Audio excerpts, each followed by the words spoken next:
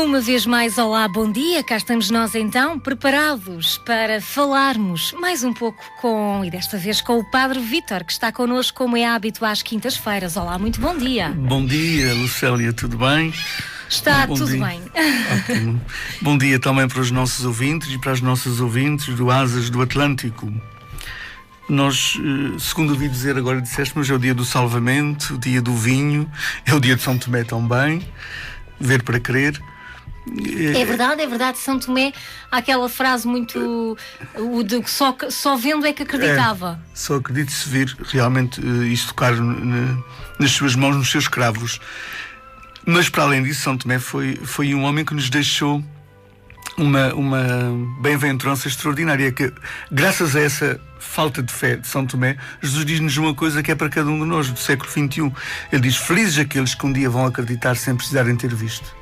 Isso é a propósito de uma situação de dúvida. Jesus diz-nos que nós somos felizes porque acreditamos apenas pela sua palavra. Não precisamos tocar, não precisamos ver para crer à maneira de São Tomé. Em relação ao dia do salvamento e ao dia do vinho, essa expressão salvamento vem de salvação. Salvar é dar mais vida, salvar é dar qualidade de vida. Salvar é libertar de um perigo. Quando a gente diz Jesus salvou-nos, quer dizer que Ele nos libertou de um perigo, que era a gente se perdermos a nós mesmos. A gente pode se perder por escolhas erradas que a gente faz na vida. Portanto, o dia do salvamento, parecendo que não, tem a ver muito com aquilo que é a vinda de Jesus Cristo ao mundo. Ele veio para nos salvar, para nos dizer que cada vida é tão preciosa, tão importante, que a gente deve fazer tudo por tudo para salvá-la, para livrá-la dos perigos. Salvar quer dizer isso mesmo, livrar de um perigo iminente. Nós hoje vamos refletir sobre o domingo próximo, é o 14º domingo do tempo comum. E é o Evangelho que começa com uma frase lindíssima de Jesus: eu te bendigo, ó Pai, Senhor do céu e da terra, porque escondeste estas verdades aos sábios e inteligentes e as revelaste aos pequeninos. Nós, no domingo, vamos começar a leitura do Evangelho por uma oração feita por Jesus. É curioso que dos 4 evangelhos que nos falam de Jesus Cristo, e dizem-nos, os 4 juntos dão-nos imensas informações sobre Jesus, mas eles dão-nos muito poucas orações que tenham sido ditas por Jesus Cristo. Esta é uma das que Jesus Cristo terá dito e que Mateus colocou no seu Evangelho, no capítulo 11 de Mateus. E é curioso, é uma oração de gratidão.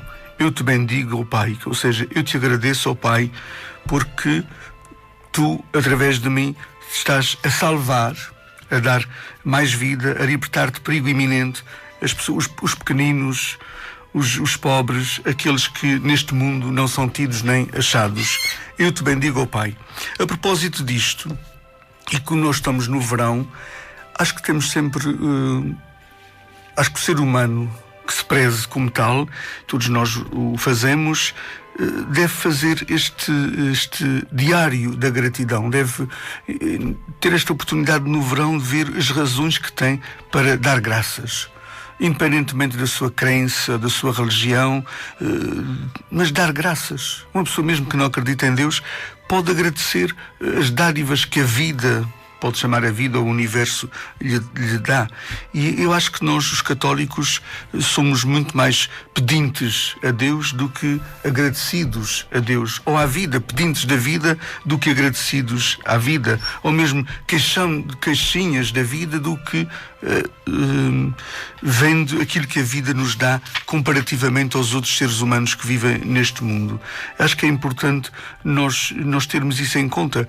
Uma das coisas que eu faço com as crianças da primeira comunhão e da profissão de fé é que a oração dos fiéis na missa, aquele momento em que se faz pedidos a Deus, eu aproveito para lhes dizer que eles, em vez de pedir, comecem aquele momento de oração por esta palavra: obrigado Jesus, ou obrigado Deus, para habituar as crianças a perceberem nas suas próprias vidas que têm tantas razões para dar graças a Deus, para agradecer.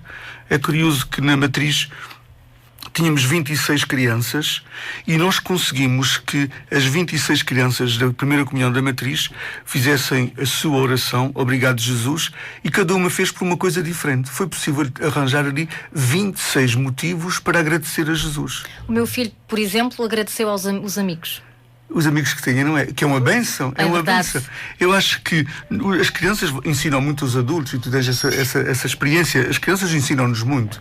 E mesmo na religião, eles vão aprendendo coisas que às tantas, a tua geração, que és tão nova, e a minha geração, que já é muito mais velha do que tu, nós não sabíamos, ou nós não aprendemos. Não foi assim que a gente foi educados em termos de religião. As crianças vão percebendo que têm tantos motivos para dar graças a Deus. A criança tem consciência que o mundo tem problema, tem outras crianças que não têm escola, tem outras crianças que vivem em países de guerra, tem outras crianças que não têm comida suficiente na mesa, tem outras crianças que não têm tantos brinquedos, e as crianças vão percebendo que se este mundo é assim, eu sou um privilegiado por ter tudo isso. E habituar-nos nós próprios, os adultos, a termos essa atitude de gratidão na vida, eu acho que é absolutamente essencial. E se calhar ensinarmos as crianças, porque ninguém nasce aprendido, e eles têm tendência a fazer aquilo que veem e a dizer aquilo que ouvem. Ensinarmos nós próprios as crianças que devemos agradecer e que devemos agradecer por tudo aquilo que temos. Absolutamente. E não, eu acho que hoje em dia a maioria dos miúdos acabam por ser um bocadinho materialistas. E se calhar não dão valor às coisas. Os pais têm dinheiro, os pais compram, e nós temos que ensinar as crianças que não é bem assim, que é preciso trabalhar para as coisas, é preciso que nada é um bem já adquirido, é preciso trabalhar para as ter. Pois, é preciso conquistar as coisas. É verdade. E quando a gente as conquista e as tem, a gente percebe a graça que isso é na vida. Porque comparativamente com outros, nós podemos ter. Aqui em Santa Maria, nós temos tantos motivos para dar graças a Deus. Ainda esta semana fui a São Lourenço, passei um bom bocado da tarde em São Lourenço, à tarde e à noite. É uma bênção, a graça, poder, e pessoas que moram ali, que têm que estar sempre agradecidas a Deus, a oportunidade que têm de ter uma casita ali, para poderem desfrutar. É deslumbrante, desfrutar daquela paisagem lindíssima, daquele ouvir do mar, daquela calmaria. Eu acho que nós somos muitas vezes injustos para com a vida e aqueles que acreditam para com Deus.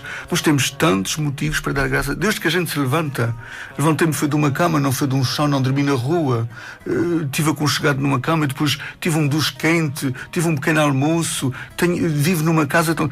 A gente tem tantas razões para agradecer todos os dias, que a gente devia fazer, como a gente no instante, se eu pedisse a alguém, faz uma lista das coisas de que te queixas, ou das coisas que ainda precisas, fazia uma lista com uma facilidade extraordinária. Se eu dissesse assim, faz uma lista de 50 coisas que tu tens motivos para dar graças a Deus, ela ia levar muito mais tempo. Ou seja, nós temos mais facilidades em nos queixarmos, em dizer o que não está bem, do que em olhar para a vida e ver as quantas coisas boas que nós temos. E isso, hoje Jesus começa por aí, e o primeiro ponto da nossa reflexão é esse, é sabermos agradecer. Aliás, aprendermos com as próprias crianças, que têm uma facilidade extraordinária. A gente, quando fez aquele exercício, eu e as catequistas, as crianças avançaram logo, com motivos para agradecer. Não tiveram que pensar. Nós, os adultos, às vezes paramos para pensar os motivos que temos para agradecer. Às vezes queixamos-nos de uma dor de cabeça, e quando há pessoas que estão com cancros terminais ou com situações gravíssimas, ainda conseguem sorrir. Portanto, nós comecemos por aí, aprendamos a agradecer tudo o que a vida nos dá, porque é de facto uma dádiva. É uma dádiva, e isso é um ponto que este domingo Jesus fala-nos. Um outro ponto é: Jesus diz: vinde a mim, todos que estáis cansados e oprimidos, e eu vos aliviarei. Tomai o meu jugo sobre vós e aprendei de mim, que sou manso e humilde de coração. Vinde a mim, todos que estáis cansados, e eu vos aliviarei. Muitas vezes as pessoas pegam nisto e acham que Deus é um resolvedor dos problemas. Deus é a solução de todos os problemas. Que Deus tem como resolver todos os problemas. Que Deus tem que evitar todos os males da minha vida. Que Deus tem que... Desta semana, porque é uma pessoa conhecida, a Judite de Sousa, a questão do filho único que faleceu. Percebes? Quantas pessoas que têm uma fé pouco esclarecida terão dito: mas afinal, onde é que está Deus nesta história toda? os porquês que a vida nos faz. Tu que és mãe percebes isso, o que passará no coração daquela mulher. Portanto, onde é que estava Deus naquele momento? Está ali ao lado dela a sofrer, mas não pôde evitar as coisas. Se Deus estivesse a evitar sempre as coisas, então a gente não tinha a liberdade, a gente não podia escolher nada, a gente estava sempre dependentes de um Deus que nos fazia escravos e não livres, filhos livres. Curiosamente, eu estava a ter, na altura que o seu padre entrou, estava a ter uma conversa com uma senhora ao telefone, que não vou dizer quem é o nome, para deixar as coisas aqui um bocadinho mais privadas. Ela perdeu um familiar que era muito chegado a ela, e nós estávamos exatamente, e juro-lhe, curiosamente a ter esta conversa que era... Deus não tem culpa, as coisas acontecem. Não, pois claro, porque a gente tinha que perguntar, se eu tivesse que perguntar onde é que estava Deus quando o meu pai e a minha mãe faleceu, onde é que estava Deus quando o filho da Judite faleceu, e a gente tem que perguntar também, porque nós vivemos no mundo, onde é que estava Deus quando os milhões de seres humanos que vieram entre nós já faleceram? O mundo é assim, as pessoas falecem, as pessoas morrem, por qualquer razão a gente pode partir. Por mais que seja difícil aceitarmos pois claro, isso. É muito difícil lidar com isso agora. Eu acredito que uma mãe que perde um filho leva muito tempo para tentar resolver essa situação na sua vida. Agora, Deus aí tem que ser a luz e a força para ela perceber que há mais do que aquilo. A vida não é só isto. Nós partimos deste mundo, este corpo não é nosso. Nós, por qualquer razão, há situações que são mais fortes que o nosso corpo. Eu também não gosto que nessas alturas nos digam, nós perdemos alguém, nos digam, foi vontade de Deus, Deus é que o chamou. Estas duas expressões, foi vontade de Deus, Deus é que o chamou, estas duas expressões são uma aberração daquilo que seria a verdadeira imagem de Deus que Jesus nos vem revelar. Como é que Deus chama um filho, um filho único de uma mãe? Deus não chamou aquele rapaz. O que aconteceu foi que o acidente provocou nele danos que foram mais fortes do que a própria vida que ele poderia ter. Foram mais fortes, ou seja, e a ciência neste momento ainda não conseguiu, a ciência e a medicina não conseguiram superar aquela situação. Eu acredito que daqui a 10 ou 15 anos, como a medicina está avançando tanto, há coisas que hoje são problema e que levam à morte que depois não levarão.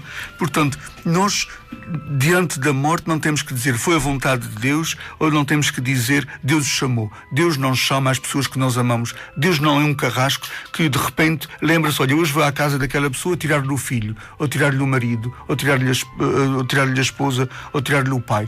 Deus não é assim. Acorda e hoje vou tirar aquele. Não, Deus não tira as pessoas das nossas vidas. Por alguma razão que a medicina hoje ainda não consegue explicar, a doença que aparece à pessoa que nós amamos foi mais forte do que a força que ela teria para superá-la. E é isso, a pessoa falece, ou seja, deixa de funcionar. Um defunto quer dizer, deixa de funcionar. Aquilo foi mais forte. O nosso corpo, sabemos que é como uma máquina e não é tão forte como isso, não é tudo poderoso. Nós não somos todos poderosos. A nossa presença física deixa de existir, mas temos a outra dimensão. Eu peço desculpa por interrompê-lo, mas temos uma ouvinte aqui em linha. Posso colocá-la connosco à conversa? Olá, muito bom dia. Bom dia. Tudo bem? Tudo. Fala-nos da Ilha de São Miguel. Deixa-me lá ver se eu adivinho que é da Pedreira do Nordeste. Exatamente. Olha que eu sei, este mindinho diz-me tudo. É verdade. Bom dia. Bom dia, Sr. Padre Vítor. Bom dia. Há tanto tempo que a gente não se fala. É verdade, tu andas desaparecida. Não ando, querido. Sabe, o que o Sr. Padre está a dizer, as idades estão avançando e é complicado esta hora. Mas hoje eu disse, é bem me sentar para eu vir. E a conversa até veio a propósito, que esta semana, segunda-feira, faleceu aqui uma rapariga com 49 anos. E já sabe, a gente diz, meu Deus, foi 10. E afinal, o Sr. Padre disse o que eu digo, 10 não é carrasco, não é? E são coisas que custam muito ultrapassar e coisas que para mim já passaram, mas acho que Deus está assim mais força de ajudar. O tempo cura tudo, o tempo ajuda. E a gente tem sempre a mania de culpar e pedir. E eu peço, meu Deus, e Ele não me ouve. Mas acho que não é assim. Acho que Deus ouve, Ele está, Ele ajuda. E acho que é a nossa ingratidão que faz tapar os ouvidos e a gente não ouve a palavra de Deus. Acho que é isso, não é, Sr. Padre? Eu também acho que vai um bocadinho por aí. Porque as situações acontecem e ninguém pode dizer com garantia absoluta que vai durar 90 anos porque é a lei da vida. Ou porque temos a esperança de vida na Europa, no Ocidente, de 80 ou 90 anos. Nós não podemos dizer isso. eu não sei se vou sair deste estúdio. Nós estamos sempre a lidar com a morte, como lidamos com a vida constantemente, com o nascer. Nós estamos a lidar constantemente, ainda ontem disse isso num funeral aqui em Santa Maria. Nós, como lidamos com a vida, lidamos com a morte. Ninguém pode dizer que está garantido aqui. Eu tenho 40 e tal, ainda estou garantido por mais 40 anos. Não, eu tenho que estar sempre numa atitude de, para já viver bem o meu hoje, porque eu não tenho o amanhã. E a gente às vezes vai adiando coisas que não deve adiar. É hoje que eu tenho que fazer. O pior que pode acontecer a uma pessoa quando parte alguém das suas vidas é ela olhar para trás e dizer assim: se eu sabia que ela ia partir tão cedo, eu teria aproveitado muito mais a sua presença na minha vida. Em vez de a gente ter que se lastimar de uma coisa dessas, a gente tem que aproveitar as pessoas enquanto elas estão connosco, porque nós não sabemos quando é que elas partem. E depois não é por Deus como culpador da história, porque a história é mesmo assim. Jesus veio ao mundo. É curioso que Jesus e Maria fizeram duas experiências que são as experiências mais dramáticas que se podem fazer à face da Terra. Primeiro, que é morrer. Jesus morreu de uma forma dramática. Não foi fácil a morte de Jesus. E segundo, a mãe assistiu à morte do filho. É a tal experiência mais dolorosa que existe à face da Terra. Dizem que é indescritível essa dor. Portanto, Maria fez essa experiência, perdeu o seu filho, teve que lidar com isso na sua vida. Mas é curioso que a Bíblia diz que ela estava de pé naquele momento de morte. Porquê? Não estava a viver não estava sofrendo porque sabia que o filho ia ressuscitar. Não, estava sofrendo e sangrando, mas estava de pé porque era uma mulher de fé e acreditava que aquilo não era o fim. Diante da morte a gente tem que acreditar que aquilo não é o fim. Eu acho que não é, para mim a morte é uma libertação. Eu penso muito Às vezes é a libertação da dor, que a pessoa está ali já só suportando o corpo. Aqui, a morte torna-se uma libertação, por mais que nos custe, temos que deixar partir. Eu digo que se eu morrer, olha, fico, a minha liberdade eu penso muito nisso. Isso é uma coisa que me acompanha muito. Talvez porque a minha mãe já vai fazer 90, o meu pai 88.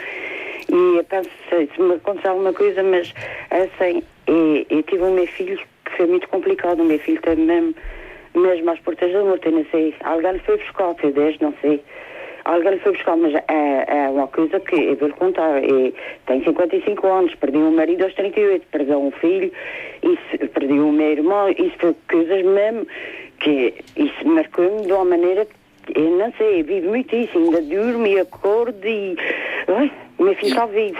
É uma dor que é insuportável. E ela está aqui connosco a ter essa conversa, quer dizer, é uma mulher de força. É isso mesmo, então soube superar as situações e soube tirar as lições que a vida nos vai dando, que é mesmo isso. Nada é garantido, nós não temos nada como garantido. É verdade, mas eu agradeço a Deus, mas eu agradeço. É isso mesmo, nós não temos nada. Mas eu agradeço. As pessoas, mesmo que a gente as ame, o amor não quer dizer que elas sejam nossas. Nós não somos donos das pessoas. As pessoas partem das nossas vidas. E isso não é um drama, isso não é um problema, isso é a realidade. Então, a forma como nós lidamos com isso é que nos vai ajudar a viver uma vida sem angústia ou uma vida angustiados. A forma como lidamos com o facto das pessoas poderem partir das nossas vidas sem que a gente autorize. Ninguém autorizaria alguém a partir das suas vidas porque... Mas é mesmo assim a vida. Mas dói tanto. A gente vê aquelas pessoas que estão novas a partir, dói tanto, seu padre. E eu acho que há na altura que a gente diz, ai meu Deus, tu já te esqueceste de mim. Esse desabafo logo é um desabafo natural. É um desabafo. E até a própria revolta com Deus e a gente falar com Deus e fazer perguntas, porque é que tu permitiste que as coisas sejam assim? Isso é importante porque faz-nos extravasar o que temos cá dentro. É melhor do que guardar para si. É bom fazer isso em relação a Deus. Agora, há perguntas que a gente vai fazer nesses momentos difíceis da vida que não vão ter resposta. E a resposta, e o silêncio é a resposta de Deus, porque Ele diz, é mesmo assim. Para que tu sejas o que tu és, eu tenho que permitir que as coisas sejam assim. Ou seja, para que nós sejamos livres, Deus não pode intervir pouco a pouco, senão tratávamos-nos como crianças mimadas, sempre a resolver os problemas, porque não é assim que Deus nos quer. Deus criou-nos livres, a gente faz as nossas próprias escolhas, algumas são escolhas de vida, outras vezes são escolhas de menos vida, mas Ele permite que as coisas aconteçam porque tudo nos vai ajudar a crescer. Isso é importante. Muito obrigada pela sua participação. Obrigada eu. Um bom dia para os dois. Um beijinho muito grande e que o Sr. Padre continue na nossa companhia. Muito obrigado e um bom dia para ti. Obrigada, que isto ajuda e ajuda muito. Beijinhos. Tá bom, Adeus, obrigada. É verdade, foi um testemunho de alguém que já passou por muitas coisas. Várias experiências de morte na sua vida e mesmo assim soube superar. Porque é mesmo assim, a gente tem que... A pessoa que tem fé, mesmo que seja na vida, é uma pessoa que tem que superar os dramas da vida, porque faz parte deste mundo. E Deus não é um medicamento que nos vai livrar das coisas. A gente às vezes, ela disse, quando a gente está numa aflição, ai Deus, onde é que tu estás? Esqueceste de mim? O que é que se passa? Isso é natural e até saudável que a gente o faça, mas nós não podemos querer que Deus seja esse tipo de refúgio. A gente procurar que Deus nos venha resolver aquela situação minha, própria. É na minha família que eu tenho aquele problema, Deus vem resolver. Há muitas famílias que têm os mesmos problemas e que lidam com eles também da mesma forma. Se Deus resolvesse o meu problema, tinha que resolver o problema de todas as pessoas.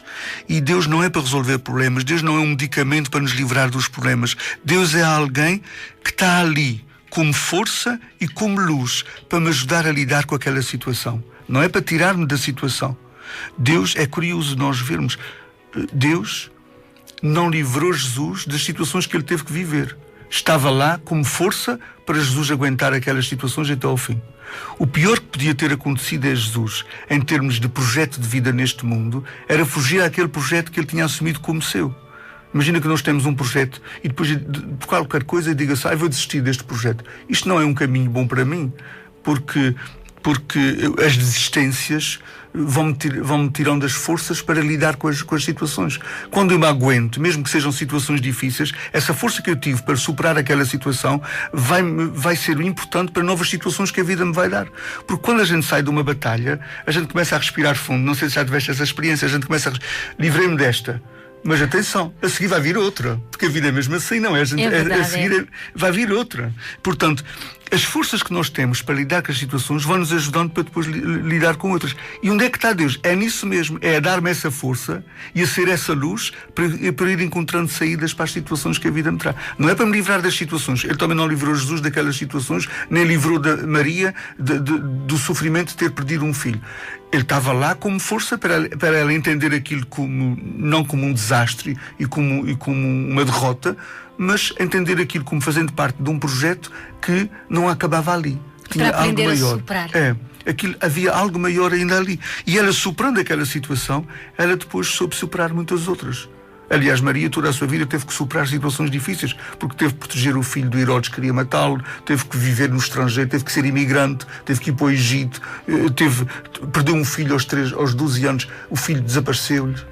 Imagina tu perderes o teu filho 3 dias sem encontrar o seu filho. Portanto, ela teve que lidar com situações imensamente difíceis. Deus, magicamente, não livrou Maria dessas situações. Deus foi a força para que ela fosse serena, para encontrar a saída para aquelas situações, para manter a serenidade. E isso, neste domingo, é algo que a gente vai falar. Eu peço desculpa de interrompê-lo só mais uma vez. Temos só mais alguém em linha que quer entrar em direto connosco e depois então já terminamos. Já terminamos. Olá, bom dia, Eduarda. Olá, bom dia, Lucélia. Bom dia, Sr. Padre. Bom dia, Eduarda. Tudo bem? Isto é que me vi, digo que as palavras do Sr. Padre. Porque assim, eu também vivo triste. Em tempos de...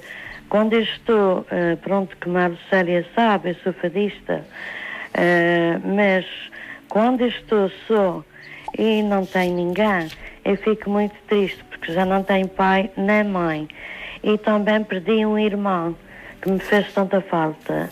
E ainda ontem, aqui na Ponta Garça, uma menina de 15 anos que faleceu, um corpo cheio de vida, e então de repente foi-se embora para Jesus. Porque é que Jesus o levou? Levou-a porque achou-a em situação de ela já estar com ele. Jesus não levou essa menina. Jesus não é mau ao ponto de tirar essa menina dos seus pais. A doença dela é que foi mais forte do que a força que ela teria para superar. E Deus acolhe as pessoas quando elas morrem. Deus não as leva da nossa companhia. É importante, essa linguagem também nos ajuda a olhar para a coisa de uma forma diferente. Exatamente. Porque senão se tu dizes a uma criança de 7 ou 8 anos que perdeu o avô, ou que perdeu um tio, ou que perdeu a mãe, disse, olha, Jesus levou. Às vezes, eu não gosto desse Jesus, que ele tirou uma pessoa que eu gostava muito. A criança vai dizer isso. Portanto, Jesus não leva ninguém. As pessoas partem quando o seu corpo não consegue superar aquela doença que foi maior. Nesta fase da vida, porque daqui a 10 anos as tantas são superáveis, como hoje, muitas doenças que antigamente eram incuráveis, agora são curáveis. A gente vai superando a ciência. O homem tem inteligência para ir resolvendo esses problemas, mas Deus não queima etapas, ou seja, não dá... as coisas vão acontecendo, os homens vão descobrindo. Exatamente. Não tem que ser magicamente que Deus vai pôr ali na cabeça de um cientista um milagre para curar agora a sida, para curar um cancro que seja incurável ainda. Não, aquele cientista vai fazendo o seu esforço. Exato. Quando a gente mete uma criança a fazer um puzzle ou a fazer um jogo, se a gente diz qual é o resultado final, a gente diz, olha, é assim que vai acabar, a criança vai ficar frustrada. Ei, gostava de chegar lá sozinho. Pois claro, os homens que gostam de chegar lá sozinhos não precisam que Deus venha milagrosamente resolver as coisas. Por isso, quando as pessoas partem, é porque o seu corpo não superou ainda aquele momento. É verdade. Isso é importante a gente perceber desta forma. Eu lido melhor com as coisas desta forma.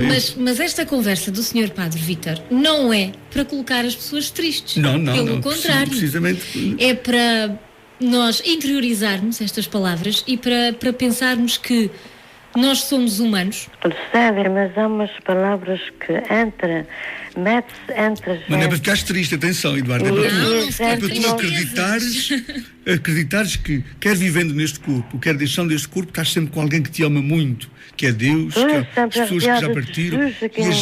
E essa dimensão vai-nos fortalecer na vida para a gente lidar com as coisas. Para já com naturalidade. Tudo isto é natural, tudo isto faz parte deste mundo, tudo isto é deste planeta. E depois, para termos sempre luz e força para irmos vencendo as batalhas que a vida nos traz, porque a vida é uma batalha contínua. Deus nos livre, se não fosse a batalha que Deus me dá, eu já não tinha vivido. Porque já passei muito e não sei por que vai passar ainda. Não te preocupes com o que vem, porque Deus está na tua vida. Tu és uma valente, confia, porque isso é que é importante. Eu tenho que confiar em Deus. Sim. E na tua força interior também. Deus está dentro de nós. A gente às vezes diz eu confio em Deus como se Ele estivesse fora de mim. Deus está dentro de ti, é a tua força maior. E nós muitas das vezes só sabemos a força que temos quando passamos por estas situações. Absolutamente, é verdade. Eduardo. Senhor Padre, não lhe incomodo mais. Gosto muito de falar. A palavra que eu lhe vou dizer. Gosto muito de si. Há uma boca de prata e nós nunca mais estamos no Asas do Atlântico bocas de prata como tem temos aí. Sempre, vão aparecer sempre, acredita, vão aparecer sempre. Mas Asas é que é maravilhoso, como aceita aqui. Como esses, eu acho que não. Um bom dia para ti, Eduardo. Obrigado pelo teu testemunho. E um grande abraço. Um beijinho para a nossa querida Lucélia, que é muito querida, e para toda a tua família, para todos que nos estão a ouvir. E muito obrigada, Sr. Padre. Bom dia, querida. Bom obrigado. Dia, querida. Bom dia. Obrigada, Eduarda. Pois é, estivemos assim a falar com a Eduarda Cabral Vicente e agora sim vamos continuar para depois darmos por finalizada esta reflexão hoje, neste dia 3 de julho. Estávamos a falar do não culpabilizar Deus. Deus... Se a gente culpabiliza Deus, para já não temos que arranjar um culpado para as situações, porque as situações são assim, são o que são. A gente culpando, sentimos um certo alívio interior, mas não resolveu o problema. Não resolveu o problema do vazio, não resolveu o problema da dor que nos fica. Portanto, arranjar um culpado para a situação e pondo esse culpado em Deus é o caminho mais fácil. É o caminho mais fácil. Pronto, Deus é o culpado, não me resolveu este problema, agora vou ficar zangado com Ele. Mas eu não vou ficar resolvido, eu não vou ficar feliz, eu não vou superar a situação. A gente tem que lidar com as situações. E a vida é um mistério também. Há situações que o melhor é o silêncio. É muito difícil, em certas situações, fazer com que as palavras nos aliviem. É o silêncio interior e aquela dor depois vai cicatrizando, porque a vida tem que continuar.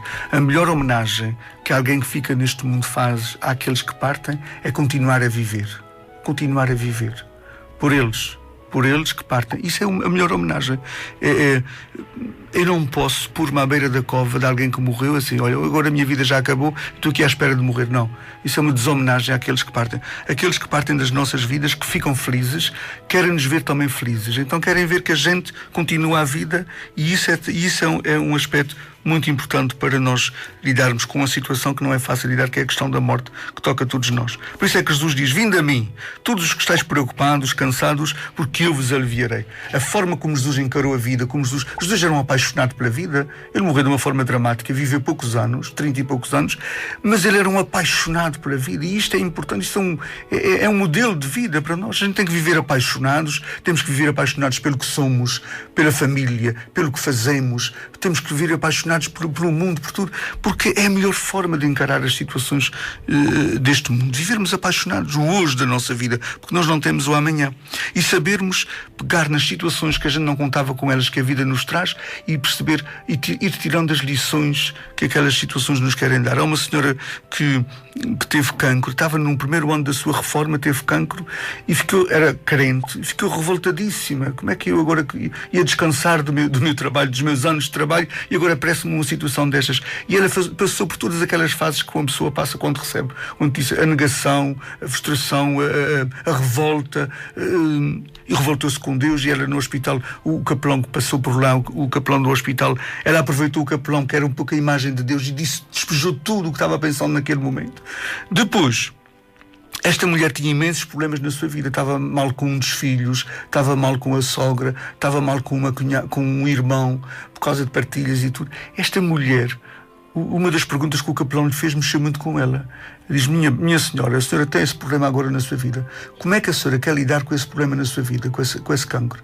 A senhora quer que esse cancro mate a senhora, ou quer que esse cancro cura a senhora? E esta mulher caiu em si e aproveitou uma situação tão dramática, que foi um cancro, uma doença com que ela não contava, para resolver todos os seus problemas. Ela chamou o seu irmão, ela chamou a sua sogra ao hospital, ela chamou o seu filho, ela fez momentos de reconciliação, e no fim, tempos depois de todas estas conversas, todos estes encontros familiares, todas este curar de feridas que estavam ali por resolver naquela família e na vida daquela mulher, tempos depois, quando o capelão passou por lá, o cancro não teve solução, ela estava quase na fase terminal, mas viu o que ela diz ao padre: padre, este cancro afinal curou-me, curou a minha vida, porque eu resolvi tudo graças a um momento dramático que me apareceu na minha vida. Este cancro curou-me, foi a minha cura, foi a minha salvação.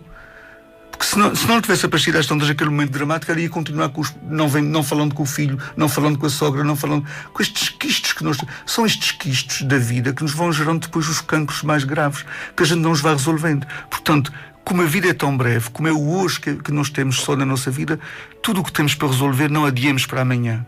Não fiquemos mal com alguém e deixemos que isso se prolongue. Não, vamos resolver o que temos que resolver, porque a vida é tão bela para a gente a viver cheias de quistos interiores, cheias de problemas no nosso coração, com emoções negativas. Temos que positivar a nossa vida e temos que dar sempre o nosso melhor, para que a vida valha a pena e eu possa eu próprio ser um hino à vida, e não olhar para mim e dizer: tu não mereces a vida que tens. Nós temos que dar o nosso melhor para a vida e aproveitar de facto estes dias que temos para dar graças por tudo aquilo que ela nos dá. Já estamos mesmo no final, é verdade. Vamos então só às informações para o próximo fim de semana. Próximo fim de semana. É só recordar às pessoas. As pessoas às vezes olham para o boletim paroquial agora no verão, nestes meses de verão, de julho, agosto, setembro, e dizem assim: não diz lá que tem missa terça-feira em São Pedro ou quinta-feira na Matriz, não diz lá. Quando diz assim: as missas de semana mantêm-se nos horários normais em cada paróquia, quer dizer que todos os dias há missa própria em cada dia. A segunda em Almagreira, a terça em São Pedro, a quarta e por aí fora.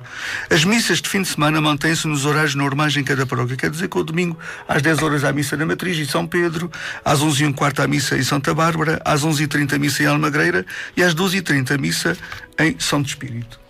Sr. Padre Vítor, muito obrigado por ter estado aqui connosco e por ter-nos feito ver as coisas desta perspectiva. É verdade. Há situações que são de facto muito escuras, e quando a gente coloca Deus nas coisas, quando eu, pelo menos na minha vida, faço isso, há situações que parecem tão negras, mas quando eu meto Jesus, e o que é meter Jesus? É pegar na Bíblia, ler uma palavra de Jesus, eu vou encontrar sempre uma luz lá, no fundo do túnel, e dizer: afinal está aqui a resposta para este momento negro que eu estou a viver na minha vida, está aqui a luz. Portanto, as pessoas abram a Bíblia, procurem na Bíblia, principalmente o Novo Testamento, luzes e saídas para as batalhas que a vida lhes traz. A todos nós. Um bom dia àqueles que nos ouvem, àquelas que nos ouvem. Um bom dia para ti, tudo de bom. Muito obrigada, bom dia.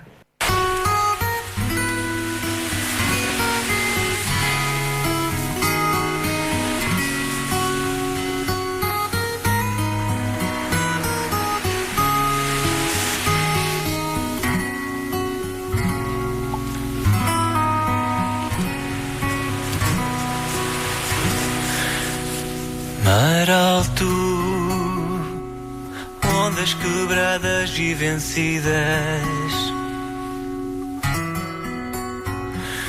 num soluçar aflito e murmurado.